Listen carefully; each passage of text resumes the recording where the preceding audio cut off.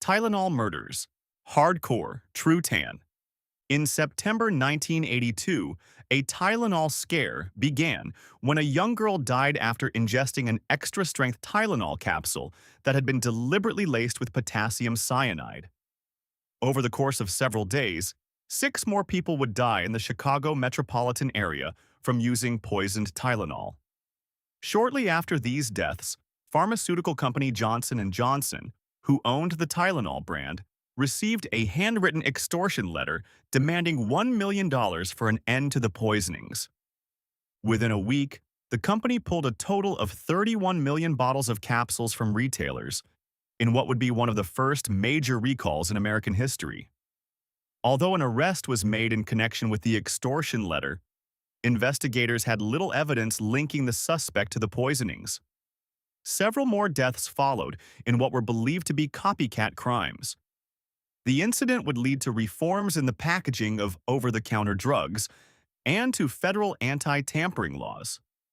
Advertised as a quick and effective medication, Tylenol is used throughout the world as an over-the-counter analgesic, commonly used to treat and relieve a variety of symptoms such as allergies, colds, coughs, headaches, and influenza, as well as reducing both pain and fever. The brand name is owned by a subsidiary of the multinational corporation Johnson & Johnson and was first introduced in 1955. Millions of people trust the paracetamol drug Tylenol, and few would question its use. The Chicago poisonings.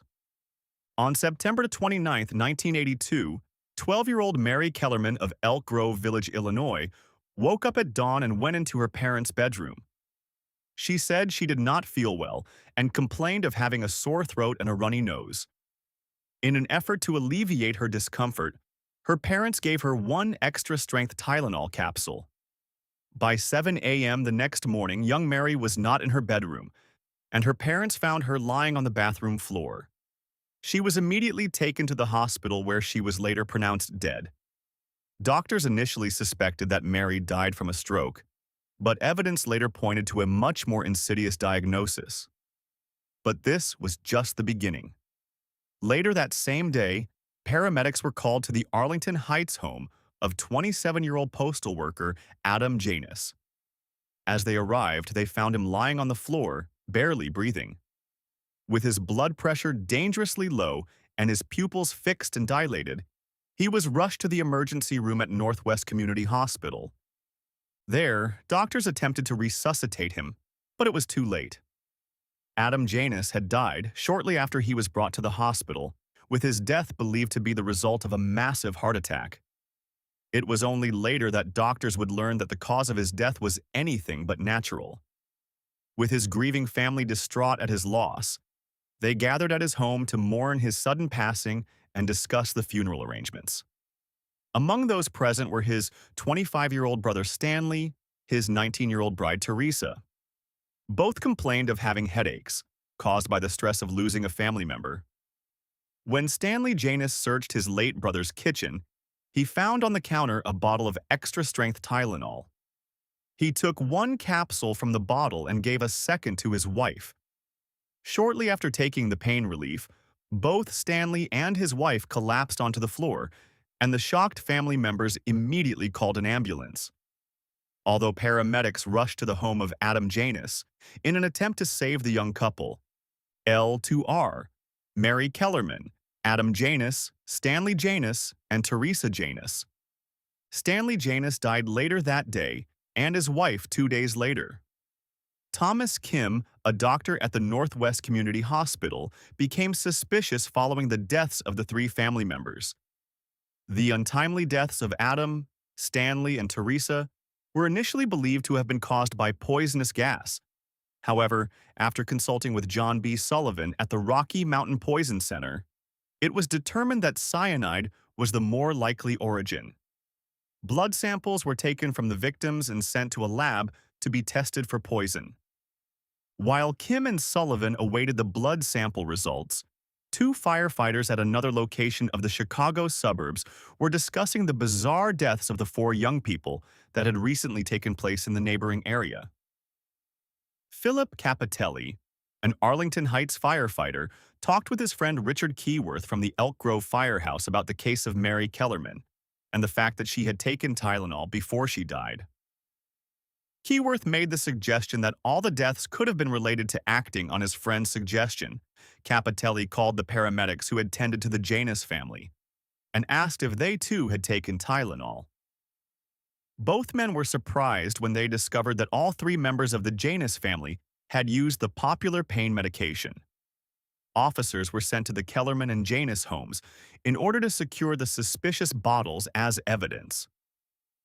The next day, Kim, Sullivan, and Keyworth's theory that cyanide might have been the cause was confirmed.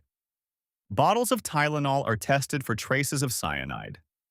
Michael Schaffer, the Cook County's chief toxicologist who examined the capsules, discovered that they were filled with approximately 65 milligrams of cyanide, 10,000 times more deadly than the amount needed to kill the average person. It was also confirmed from the blood samples taken of all the victims that they had all been poisoned. McNeil Consumer Products, a subsidiary of Johnson & Johnson and the manufacturer of extra-strength Tylenol, was immediately alerted to the deaths. In October 1982, the company began a massive recall of their Tylenol product and warned doctors, hospitals, and wholesalers of the potential dangers of contaminated bottles. However, by then it was too late as more of the deadly poison-laced Tylenol capsules had been released into circulation. One of those who bought and used the medicine was 27-year-old Mary Reiner of Winfield, Illinois. Mary and her husband Ed had recently welcomed their fourth child into the world, and she was still recovering after the birth of her son. Sadly, Mary unsuspectingly ingested Tylenol laced with cyanide on September 29, 1982, and died a short time later. That next day, 35-year-old Mary McFarland of Elmhurst, Illinois, was working her job at the Illinois Bell and Lombard when she felt a bad headache coming. According to her brother, Jack Eliason, Mary took Tylenol in the back room of her workplace and died shortly after. She went in the back room and took, I don't know how many Tylenol, at least one, obviously, and within minutes she was on the floor, he said. At the time of her death, Mary was working and raising two young sons. On October 1, 1982, 35-year-old Paula Prince, a United Airlines stewardess, was found dead in her suburban Chicago apartment. On the day of her death, she had flown from Las Vegas to O'Hare International Airport, and on the way home, she purchased a bottle of Tylenol from a Walgreens store. Exhausted from her flight, Paula took the medication to relieve symptoms of a cold as she got ready for bed. When paramedics arrived on the scene, cyanide-filled Tylenol capsules were found in her home. L to R. Mary Reiner, Mary McFarland, and Paula Prince. The Tylenol panic. Soon after the tragic deaths from the tainted Tylenol became front-page national news, widespread panic and fear swept throughout the country, especially in Chicago and its suburbs. In an effort to warn people about the dangers of Tylenol, police drove through the city using loudspeakers, which only further added to the growing atmosphere of uncertainty. People from all across the country began to dispose of their bottles of Tylenol, unsure if they were poisoned. Meanwhile, hospitals in the Chicago area were flooded with telephone calls about Tylenol and fears of poisoning. This growing nationwide panic prompted the head of Seattle's Poison Control Center to educate people about the use and effects of cyanide, explaining that if they had indeed been poisoned with it, they would be dead before they were even able to make a telephone call to a hospital or the police. Nevertheless, hospitals around the country admitted many patients under the suspicion of cyanide poisoning from Tylenol. The rapid influx of patients was mostly the result of mixed signals given by the health authorities concerning the threat and symptoms, as well as the ensuing panic of people who were certain that they had fallen victim to poisoning from the tainted capsules. Despite this, there were no new cases of poisoning related to Tylenol except for the 7 known deaths. In order to ensure that it remained that way, Many states and retailers took drastic measures to prevent further chaos.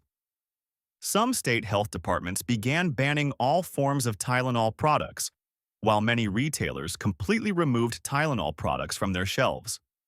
Meanwhile, other states and retailers decided to follow the FDA's warning and remove only the products with particular serial numbers that had been linked with the deaths, and which that posed the greatest threats. Despite these measures, the reputation of Tylenol as a dependable medication was virtually ruined by the scare. Tylenol products being removed from store shelves. 1982. No one wanted to buy the products any longer for fears of being poisoned, and this proved far more damaging to the reputations of McNeil Consumer Products, who manufactured the over-the-counter Tylenol capsules, as well as its parent company Johnson & Johnson, J&J. The future of both companies was now in jeopardy, and their survival greatly depended on how they would handle the escalating situation. The main issue facing J&J was that the drug, once trusted by millions worldwide as a way to alleviate pain, was now associated with death. The first steps in rectifying this involved immediately informing the public, locating the source of the poisoning, and determining if the cyanide had been inserted into the capsules at the factory where they were manufactured or somewhere else by some other method. In response to the tragic deaths, Johnson & Johnson immediately issued a nationwide alert to the public, healthcare professionals, and distributors of the drug. In what would be the largest recall in history, upwards of 31 million Tylenol bottles were ordered back to manufacturers, costing approximately $125 million. A crisis 1-800 hotline was also set up by J&J, so that consumers could learn the latest information about the poisonings, along with safety measures and any other information concerning the drug. The hunt for the Tylenol poisoner. At the same time as these measures were being implemented, the company began inspections of the factories where the tainted bottles were produced, in order to see if the cyanide was somehow put into the capsules during production. Once these inspections were completed, the company were able to determine that the cyanide had not introduced into the bottles at the factory, which left only one other possibility. The FBI, Food and Drug Administration, FDA, and law enforcement agencies across the country came to the conclusion that someone had methodically taken the Tylenol bottles off the shelves at the stores where they were sold, then filled the capsules with lethal doses of cyanide and returned them back to the shelves at a later period. With little to no evidence as to who might be responsible for these crimes, investigators could only wait and fear that more deaths might occur until they apprehend the Tylenol terrorist. On October 2, 1982, the day after the death of Paula Prince, the seventh victim of the Tylenol poisonings, another contaminated Tylenol bottle was discovered by police from a batch of bottles removed from a drugstore in the Chicago suburbs. Although thousands of other bottles were undergoing testing for traces of cyanide, police had no idea how many other bottles might have been tampered with. In an effort to put a stop to the senseless deaths, J&J offered a reward of $100,000 for information leading to the arrest and conviction of the poisoner. Meanwhile, investigators discovered that the cyanide-laced capsules had been surreptitiously placed in 6 Chicago area stores: the Walgreens drugstore in Chicago, Jewel Foods in Arlington Heights, Osco drugstore in Schaumburg, Jewel Foods and store in Schaumburg, Jewel Foods in Grove Village, Frank's Finer Foods in Winfield, and another undisclosed retail outlet. Each of these stores contained one Tylenol bottle that had been tampered with and contained approximately 3 to 10 tainted capsules, except for Osco drugstore, where 2 cyanide-laced bottles were recovered. It was suggested that the bottles had been randomly placed, but there was also a possibility that the terrorist may have purposely chosen those specific locations for unknown reasons. Among the many motives behind the poisonings, detectives believed it likely the terrorist held a grudge against either the makers of Tylenol, society in general, or even the stores in which the tainted bottles were found. There was also speculation that the killer may have lived within the vicinity of the specific drugstores where the tampered bottles had been placed. While police actively searched for the perpetrator of this heinous crime, the victims of the poisoner were laid to rest. A joint funeral was held on October 5, 1982, for the three Janus family members, with the Archbishop Joseph Bernardon presiding. That same day, the funeral of Paula Prince was held in Omaha. Shortly after the random murders, investigators intensified their nationwide manhunt for the Tylenol terrorist. Following tests on the poisoned capsules, toxicologists revealed that potassium cyanide was the specific type used by the killer. Although poison has historically been a weapon predominantly used by women to kill, investigators focused their search for an unknown male in connection with the crimes. They learned that potassium cyanide was mostly available to industries such as gold and silver mining, fertilizer production, film processing, steel plating, and chemical manufacturing. It was likely that the killer had obtained the cyanide from such places and may have even worked in that type of job. Extortion letter and suspects. Shortly after the Tylenol murders, J&J received a handwritten extortion letter demanding $1 million for an end to the poisonings. The extortionist requested that J&J respond to his demand through the Chicago Tribune. Instead, the company decided to contact the authorities who attempted to trace the source of letter. It wasn't long before they traced the communication to a man named James W. Lewis, a tax accountant and known con artist. They found that Lewis was being sought in connection with the brutal murder of an elderly man in Kansas City, as well as a jewel robbery. A warrant was quickly issued for Lewis's arrest in connection with the Tylenol killings. A large multi-state search was undertaken by several state law enforcement agencies and the FBI in pursuit of Lewis and his wife, Leanne. Photographs and wanted posters of the couple were distributed across the country in local police stations, newsstands, and public libraries. The search would lead investigators across several states including Illinois, Missouri, Kansas, and Texas. Meanwhile, lab technicians in Chicago discovered yet another unsold tainted bottle of Tylenol in a grocery store in North Chicago during the last week of October 1982. The bottle, which was examined for fingerprints and other clues that might link the murders to the killer, was found less than 1 block from where Paula Prince had purchased the bottle containing the cyanide-laced capsules that caused her death 1 month earlier. Johnson & Johnson, parent of McNeil Laboratories. Gentlemen, as you can see, it is easy to place cyanide, both potassium and sodium, into capsules sitting on store shelves. And since the cyanide is inside the gelatin, it is easy to get buyers to swallow the bitter pill. Another beauty is that cyanide operates quickly. It takes so very little, and there will be no time to take countermeasures. And if you don't mind the publicity of these little capsules, then do nothing. So far, I have spent less than $50, and it takes me less than 10 minutes per bottle.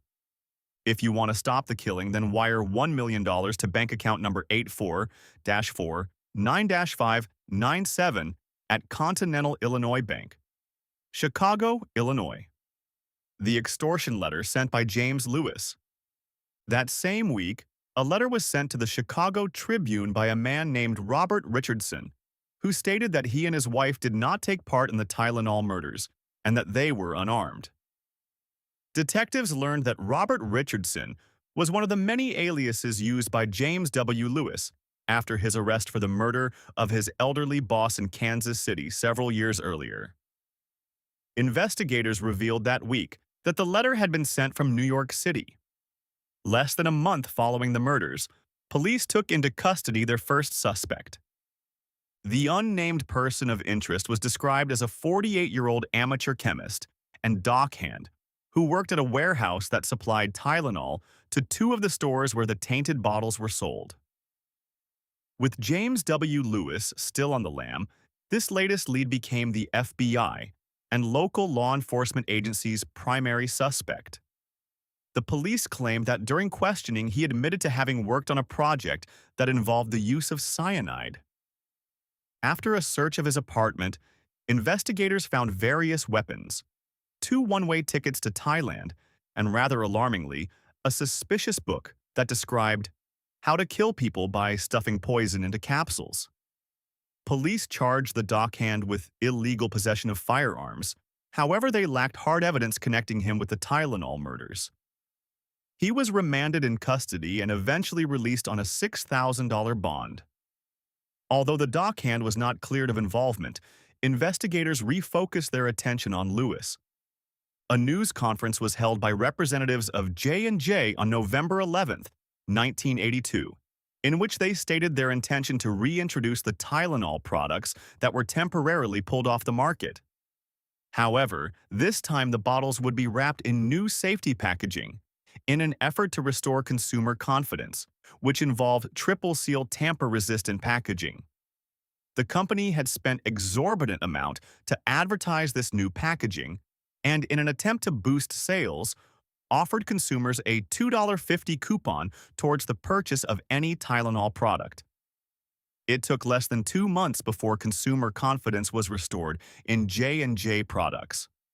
1 month after Tylenol's reintroduction onto store shelves, FBI agents received their most important tip in connection with the Lewis's whereabouts. After searching for their suspect over a 10-week period, investigators received information from a librarian who claimed to have seen Lewis on several occasions at the New York Public Library. The librarian said she had recognized him from wanted posters at her workplace. On December 13, 1982, Lewis was surrounded by FBI agents in the reading room of the New York Public Library and was immediately arrested and taken into custody for questioning. The following week, his questioning. The following week, the wife, Leanne Lewis, turned herself into the Chicago police. During the interview by police, the couple denied any involvement with the poisoning of the Tylenol capsules. James Lewis, the Tylenol poisoning suspect. James Lewis also denied writing the extortion letter to J&J, even though his handwriting and a fingerprint on the letter proved to be an exact match. In a December 1982 Newsweek article, it was learned that Chicago officials disclosed that another extortion letter had been sent by someone to the White House, threatening to bomb it and create more Tylenol deaths. Despite the suspicion that he had authored the letters, investigators could find no additional evidence linking James Lewis or his wife to the Tylenol murders. Evidence in the form of registration records produced by the police showed that during the time frame the bottles were tampered with, the couple were living in a hotel in New York. Further evidence came to light that proved Leanne Lewis was at her job every day in New York at the time, while witnesses claim that James Lewis was known to meet her every day for lunch and after work. No evidence was found to suggest the Lewises had been involved, and police were unable to find any train, bus, or airline records indicating that the couple might have returned to Chicago during the time when the bottles were tampered with. The mounting evidence against their involvement ruled out the couple as suspects in the Tylenol poisonings. As a result, the FBI and Chicago law enforcement agencies were forced to admit that the Tylenol murderer was still on the loose. By this time, almost all the leads in the case had grown cold, and a significant amount of time had elapsed that the chances of finding the killer significantly diminished. James W. Lewis was never convicted for crimes directly related to the Tylenol deaths. However, he was never convicted for crimes directly related to the Tylenol deaths. He was eventually found guilty of extortion and 6 unrelated counts of mail and credit card fraud and sentenced to 20 years in prison. He eventually served only 13 years of his sentence before being released on parole in 1995. Profiling the Tylenol murderer. Following the December 1982 arrest of Lewis, investigators working the Tylenol case were unable to locate any further suspect in relation to the poisonings. The team that was originally established to work on the case soon began to dwindle along with any hopes of catching the killer. The only evidence detectives had was a partial criminal profile of the killer, along with partial fingerprints taken from some of the bottles, which remained unmatched. This profile of the Tylenol terrorist, which was made with the intention of assisting in the apprehension of a suspect, had been widely disputed throughout the investigation. In building a criminal profile, every clue in a case is vital and reveals important characteristics of the killer. The chances of adequately constructing a profile of a suspect in a criminal case that lacks evidence and involves a random selection of victims are significantly diminished. Nevertheless, it is often a somewhat essential tool in assisting investigators in their search for a perpetrator. In some instances, it can be argued that an inaccurate criminal profile also has the ability to mislead an investigation. The accuracy of these profiles can only be confirmed if and when the perpetrator has been caught and their characteristics can be matched against the biographical sketch drawn from evidence. Noted FBI profiler John Douglas provided further insight into the Tylenol killer. He states it likely the poisoner was a loner who was motivated by anger directed at society in general. It was possible that the killer may have received some kind of psychiatric treatment in the past to help deal with his extreme feelings, such as anger, depression, anxiety, and control issues. It was possible the killer had, in the past, at some point, openly complained about society's wrongdoings against him or her. If this assumption was correct, they might have attempted to contact a person in a position of authority, either by letter or telephone, to resolve matters. In attempting to understand why the Tylenol killer began the poisoning spree, there is a chance they may have perceived that those they contacted refused to take the matter seriously, further fueling their anger and contributing to the random deaths. And because the killer seemed to have had knowledge of the surrounding area and local stores, it was likely that they lived in the Chicago area and would have owned a car or truck, which would enable the ability to travel the distances between the store locations where the tainted bottles were planted. Researcher Wally Kowalski also constructed a profile of the killer. According to Kowalski, it was his opinion that the killer most likely held a menial job with low wages and may have worked in a profession where cyanide was easily obtainable, such as film processing, the gold and silver mining industry, or chemical manufacturing. The profiles created of the Tylenol poisoner are considered too broad and general to be of any help to investigators. However, they have contributed to a better insight and understanding, no matter how limited, into the motivations, personality, and possible identity of the killer. During the summer of 1983, a suspect later identified as Roger Arnold was investigated by police but later cleared of the Tylenol poisonings. Owing to the media attention, Arnold had a nervous breakdown, which he blamed on Marty Sinclair, a bar owner and informer who told police that Arnold kept cyanide in his home. On June 18, 1983, 49-year-old Arnold shot and killed John Stanisha, 46, outside a tavern. Stanisha was an unrelated man whom Arnold mistook for Sinclair and who did not know Arnold. He was convicted of second-degree murder in January 1984 and served 15 years of a 30-year sentence. The copycat murders. In the aftermath of the Tylenol murders, and as a direct consequence of how these crimes were perpetrated, Congress approved a new Tylenol bill in May 1983 that made the malicious tampering of consumer products a federal offense.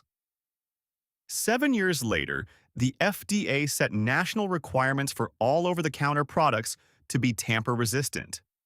Despite these later measures, Americans had to think twice about the purchase of consumer products, and in particular, tablet for medical use, after the poisonings that year. Furthermore, even though the new bill ensured a harsher sentencing for product tampering, and the FDA required increased safety measures, there was still no guarantee that over-the-counter any product was 100% safe. Author Stephen Fink described his own feelings and that of the nation when he said that whatever innocence we still had in the summer of 1982 was quickly shattered by the fall. It was quickly learned that there would be no way to completely protect consumers from even the most harmless products. Almost immediately after the news reports of the Tylenol murders were first reported, the rate of product tampering skyrocketed around the nation. It was reported that a suspected 270 incidents of product tampering occurred in 1982, of which 36 of these incidents were listed as hardcore, true tamperings. One instance involved a 14-year-old Minneapolis boy, Marlon Barrow, who became sick after drinking poisoned chocolate milk. Another case was that of Harry Browning, a 27-year-old Florida man who became unwell after drinking insecticide-laced orange juice. Thankfully, neither victim died. There would, however, be an increase in deadly copycat crimes in the years to come that would resonate as haunting reminders of the Tylenol murders. One of the first known cases that appeared to share some remarkable similarities with the Tylenol murders of 1982 occurred in February 1986. 23-year-old Diane Ellsroth was in New York visiting her boyfriend when she took two extra-strength Tylenol capsules from an allegedly tamper-proof sealed bottle and fell dead within minutes. Investigators later determined that her death was a result of ingesting cyanide, and they also discovered that there were 3 more capsules in the bottle that were poisoned. In the wake of a recall of Tylenol products from stores in the immediate surrounding area, another tainted bottle was found at a Woolworths in Westchester County, New York. Diane Ellsroth. This latest poisoning renewed old fears of Tylenol's safety, and consumers' fears were further exacerbated by the fact that the killer was able to make the packaging appear as if it was still sealed safely. Investigators worked the theory that the insertion of the poison would have had to have occurred either en route to the area stores or in the stores themselves. Once again, this latest death prompted the FDA to warn consumers nationwide of the possible threat of contaminated Tylenol products. In response, more than a dozen states banned the sale of Tylenol until further notice from the FDA. Johnson & Johnson came close to recalling their most popular product, but this latest death appeared to be an isolated incident. Incidentally, there were no more Tylenol-related deaths following the poisoning of Ellsroth. In an article on product tampering by Dr. Park Dietz, a forensic psychologist and expert on criminal behavior, it was claimed that by March 1986 there was a significant increase in tampering complaints following the Ellsroth poisoning. Dr. Dietz discovered, after comparing the number of product tampering complaints with related news reports, that there had indeed appeared to a correlation between the amount of publicity focused on product tampering crime stories and like complaints. He suggested that publicity leads to increased complaints concerning product tampering. Accordingly, Dietz believed there was also a direct correlation between an increase in copycat crimes and intense news coverage. He states, "We now know that each instance of widespread publicity of a purported tampering causes dozens of new crimes. By limiting product withdrawals and publicity to the affected populations, however, these damages can be minimized." Although an increase in copycat tampering cases would partly be the inevitable result of such publicity, it isn't sufficient to provide a comprehensive explanation for the motivations of such tampering cases and the random killing of innocent people. It would mean that each individual case would need to be studied in order to ascertain the motivation for the crime. Approximately 4 months following Ellsroth's murder, another copycat killing occurred that was reminiscent of the Tylenol killings. Sue Snow, a 40-year-old Washington State bank manager, woke up with a headache at 6 a.m. on the morning of June 11, 1986, and went to her kitchen where she took 2 extra-strength Excedrin capsules. After seeing her 15-year-old daughter Haley and wishing her a good morning, Sue went into the bathroom where she plugged in her curling iron and turned on the shower. Her husband, Paul Webking, took 2 capsules from the same bottle for his arthritis and went to work. About 40 minutes later, Haley Snow went into the bathroom to check on her mother and see why it was taking her such a long time to get ready. There, she found her Sue Snow lying unconscious on the floor and immediately phoned 911. Sue Snow was taken to a nearby hospital, where doctors worked frantically to determine what had caused Sue to collapse. These efforts were in vain, and after just a few hours, she died. When conducting the autopsy, Assistant Medical Examiner Janet Miller suspected Sue Snow had been poisoned with cyanide owing to the distinct odor of bitter almonds emanating from the body. Laboratory tests proved this assumption correct. The source of the cyanide was traced to the bottle of extra-strength Excedrin capsules in the Snow family kitchen.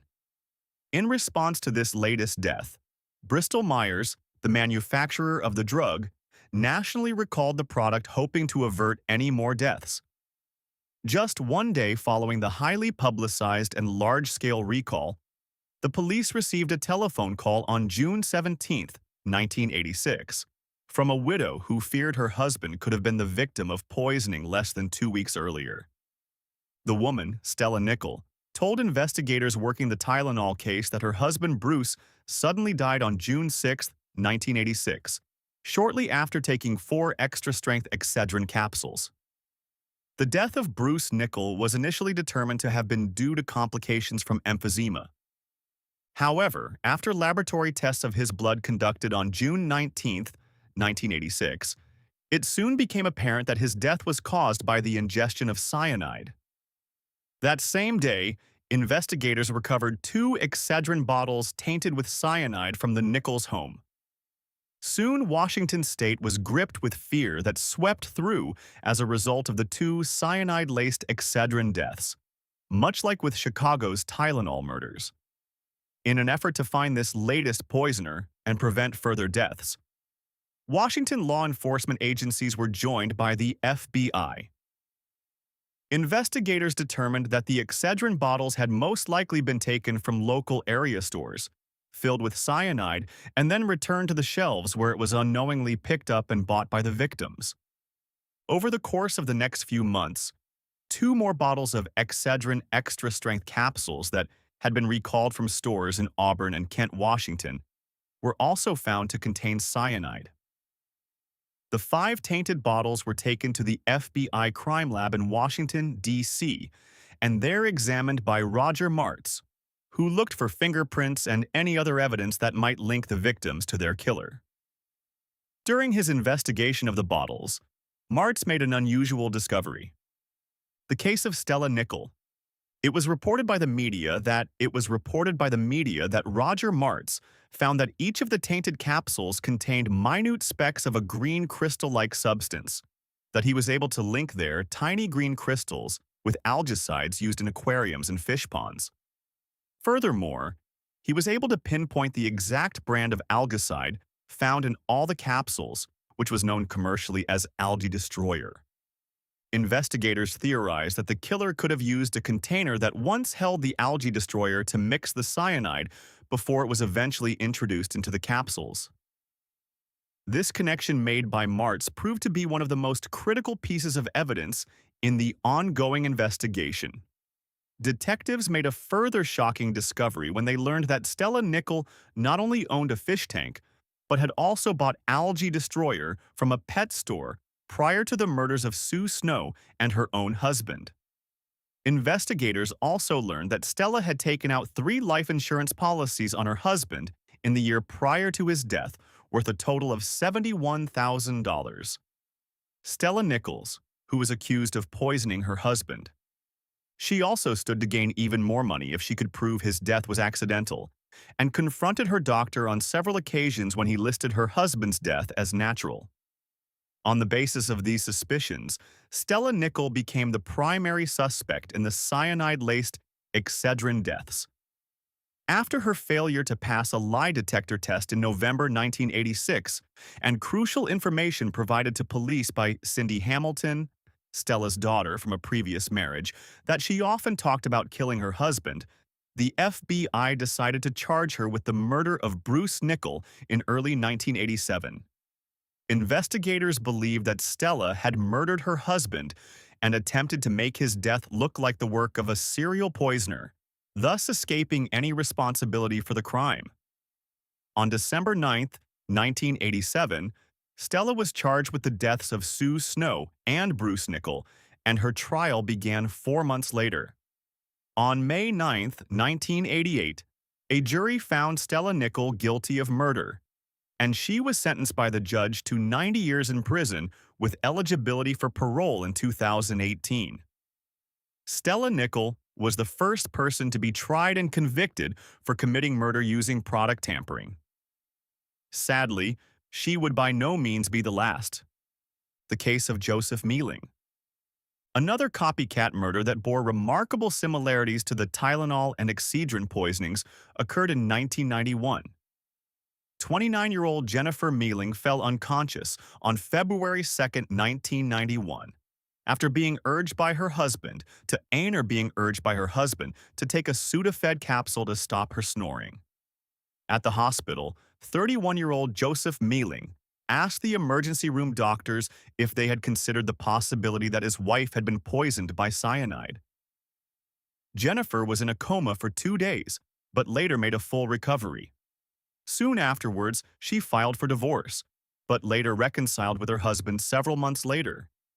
In August 1992, Joseph Mealing was arrested by police and charged with 11 counts, including 2 of murder by product tampering, as well as 4 of product tampering with the intent of causing harm, along with 3 of insurance fraud and 2 of perjury.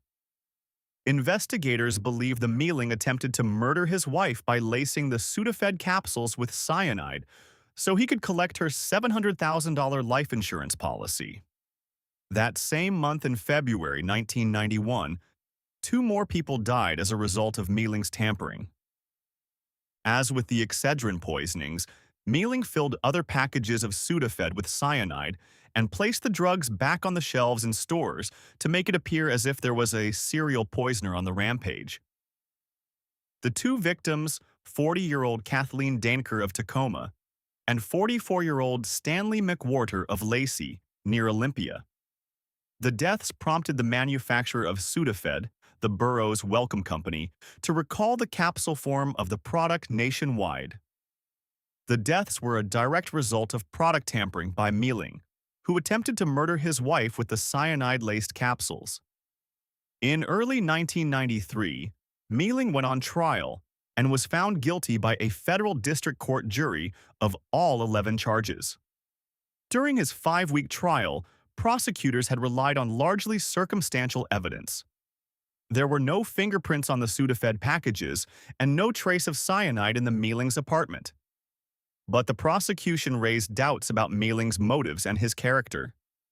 Despite being suspected of her attempted murder, Jennifer Mealing took the stand in her husband's defense, telling the court she loved him. During a 2-year investigation, the prosecutors built a case based on wiretapped telephone conversations in which Mr. Mealing frequently tried to dissuade his wife and other family members from taking the stand. Members of cooperating with federal investigators.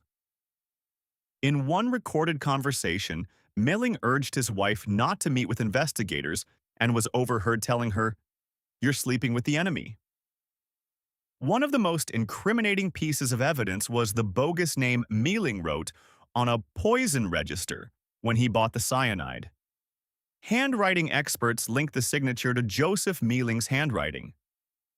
He was sentenced to life imprisonment. The conviction against Mealing was considered a victory for the government prosecutors, who did not want to see the case go unresolved in the same way the Tylenol tampering in Chicago in 1982. Unlike that initial case, many of the product tampering cases that have resulted in death have for the most part led to due to the successful conviction of the perpetrator. However, the one case that brought product tampering to the forefront of America's consciousness has never been solved.